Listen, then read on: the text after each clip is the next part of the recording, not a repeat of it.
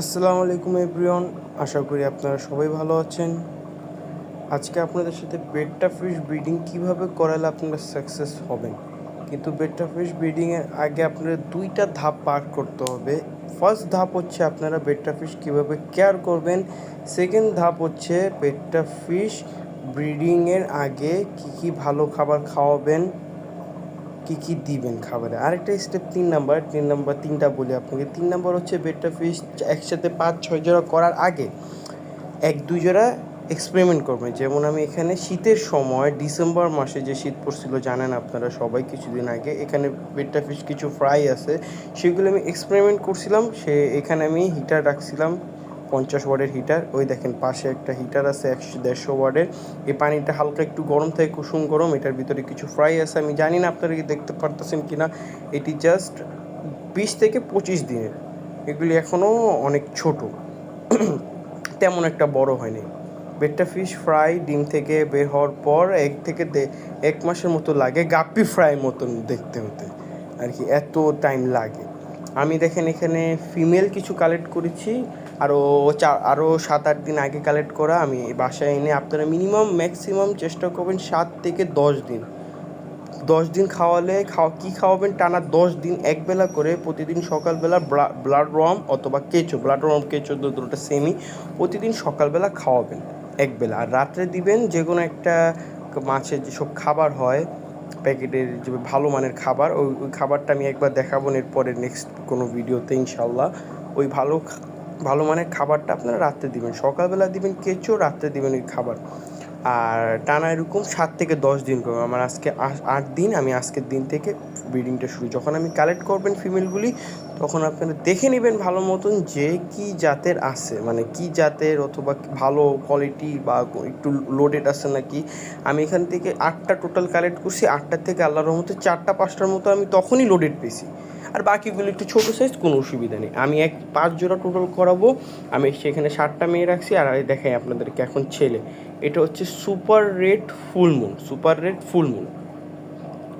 পুরা রেড টকটকা লাল।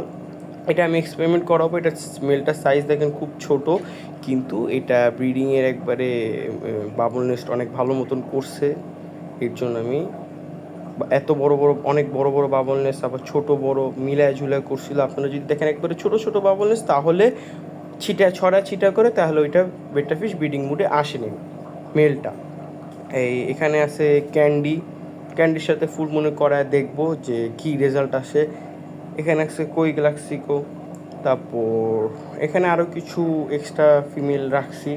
আমি 5 জোড়া করাবো, ফিমেল রাখছি 7টা, মেল রাখছি 6টা, যদি বাই চান্স কোনোটা ব্রিডিং না করে সেটার জন্য। এখানে দেখতে পাচ্ছেন ফিমেলগুলি আছে ভালো, মাশাল্লাহ খুব লোডেড আছে, সবাই দেখে মাশাল্লাহ বলবেন। এবং এখানে আমি 5 পেয়ার থেকে 1 পেয়ার এক্সপেরিমেন্ট করার জন্য রাখছি। আর এখানে দেখেন আমি একটা মেয়ে মাছ ধরে দেখতে পারতেছেন কত ভালো আছে মাশাল্লাহ, খুব সুন্দর টকটকে লাল। আর এটা আরেকটা ঠিক ফুল মুনের টকটকা লাল, আরেকটা বাছাই করে রাখছি কোনটার সাথে কোনটা দিব ব্রিডিংয়ে। আর ব্রিডিংয়ের জন্য আপনারা বক্স চেষ্টা করবেন 1 ফিট বাই 1.5 ফিট, মানে 1 ফিট বাই 5 ইঞ্চি, মানে মোটাটা হবে 1 ফিটের অর্ধেক আর লম্বাটা হবে 1 ফিট। আপনারা এরকম একটা ট্যাঙ্ক নির্বাচন। এখানে দেখতে পারতেছেন আপনারা যে আমি কি কন্টেনার নিছি, আর এখানে আমি যেগুলি ফিমেলগুলি আর মেলগুলি রাখছি দেখতে পারতেছেন আপনারা। বাদাম পাতা আমি এখানে দিই, কারণ হচ্ছে আপনাদেরকে বুঝিয়ে বলি, বাদাম পাতা একটা পানি ছিল, পানিটাকে আমি 2 দিন পুরনো করার পর 3 দিনের দিন পানি দিছি, দেওয়ার পর আরও 2 দিন রাখছি, 4 দিন টোটাল আমি বারান্দার ভিতরে রাখছিলাম। সানলাইট পড়তো, এটাতে একটু ভালো হলো। আপনারাও সেম এরকম প্রসেস করবেন, তাহলে পানিটাতে ভালো হলো। পরে বাসায় আনার পর পানি দিয়ে ছাকার পর যা ময়লা টয়লা ছিল ছাঁকুনির ভিতরে এসে পড়ছে, ময়লাটা যায়নি। আর এটার ভিতরে মাছ ছাড়ার আগে হালকা একটু লবণ পানি দিয়ে 10 মিনিট এভাবেই রেখে দেবেন। রেখে দেওয়ার পর ফার্স্টে মেলকে ছাড়বেন। মেলকে ছেড়ে আধা ঘন্টা থেকে 1 ঘন্টা পর আপনারা ফিমেলকে একটা গ্লাসের ভিতরে বা কিছুর ভিতরে দিবেন, যেন দেখা যায়। আমি চারোপাশ থেকে কভার করে দিছি, যেন কেউ কাউকে না দেখতে পারে। কোনো জোড়া কাপড় দিয়ে করতে পারে না, আমি একটা সস্তা জোগাড় আর কি, সস্তার ভিতরে যেটা পেঁচাতে সামনে সেটা দিয়ে আমি একটা করার চেষ্টা করছি, হয়ে গেছে মোটামুটি। এখানে আমি টোটালি 4 পেয়ার আর 1 পেয়ার একটা সাইডে রাখছি আলাদাভাবে। 4 পেয়ার 1 পেয়ার যে রাখছি 5 পেয়ার, পঞ্চম যে পেয়ারটা আছে সেটা আমি একটা এক্সপেরিমেন্ট করতেছি। এটা হতেও পারে, নাও হতে পারে, না হওয়ার চান্স বেশি। এখানে 4 জোড়ার থেকে 1 জোড়া হচ্ছে সুপার রেড প্লাকেট, একটা হচ্ছে, 2টা হচ্ছে ফুল মুন আর একটা হচ্ছে ক্যান্ডি। এখানে আমি একটা রেড ফুল মুন আছে, এই দেখতে কস্টিপ দিয়ে চারোদিক থেকে পেঁচেও দিতে পারেন। এই যে সাদা কালার কস্টিপ বক্সটা, যে বক্স যেগুলি যে কন্টেনারগুলি আমি ইউজ করছি, চারদিক থেকে কস্টিপ দিয়ে পেঁচেও দিতে পারেন, আপনাদের ভালো হবে আরও। আমি এখানে 4 পেয়ার যে চয়েস করছি, এখান থেকে আমি 3 পেয়ার 100% পাওয়ার চান্স আছে, কিন্তু 1 পেয়ার যে আছে ফুল রেড ফুল মুন আর কি, red full super red full moon আর কি, সেটা এর আগে একবার করাইছিলাম শীতের সময়, সে তখনও তখন আর কি ডিম খেয়েছিল। এবার ডিম খায় না কিনা বলতে পারি না। আর এসবে আমি কিছু বাদাম পাতা টাতা দিয়ে দিলাম, ওই যে দেখতে পাচ্ছেন মাছও আছে। এভাবে ঠিক আমি সকাল ধরেন 11টার দিকে দিলাম, এরকম 3-4 ঘন্টা রাখবো। দুপুর 2টার পর, 1টা অথবা 2টার পর আমি ফিমেলগুলিকে রিলিজ করে দেবো। ফিমেলগুলিকে রিলিজ করে ঢাকিয়ে দিব। একবারে রাত্রে গিয়ে চেক করব যে কী অবস্থা। আর এদেরকে ছাড়ার আগে হালকা একটু ব্লাড ওয়ার্ম দিয়ে 10-15 মিনিট পর ছেড়ে দিব এদেরকে ছাড়ার আগে। আর আপনারা দেখতে পাচ্ছেন এখানে আমি কস্টিপ দিয়ে বাবল নেস্টটাকে মানে একটা পলিথিনের মতো একটা টুকরা দিছি, কস্টিপ দিয়ে লাগিয়ে দিয়েছি সাইডে আর কি। আমি সকালবেলা দুপুরবেলার দিকে বেডটা ফিশ ছাড়ছিলাম, এখন রাত বাজে 9টা-10টার মতো। আপনার সন্ধ্যার দিকে চেক করবেন, আমি রাত্রের দিকে চেক করছি। দেখেন মেলটা ফিমেলের প্রতি কত এগ্রেসিভ। আর এই দেখেন আলহামদুলিল্লাহ, সবাই মাশাল্লাহ বললেন। এই যে এগ রিলিজ করে দিছে মেয়েটা।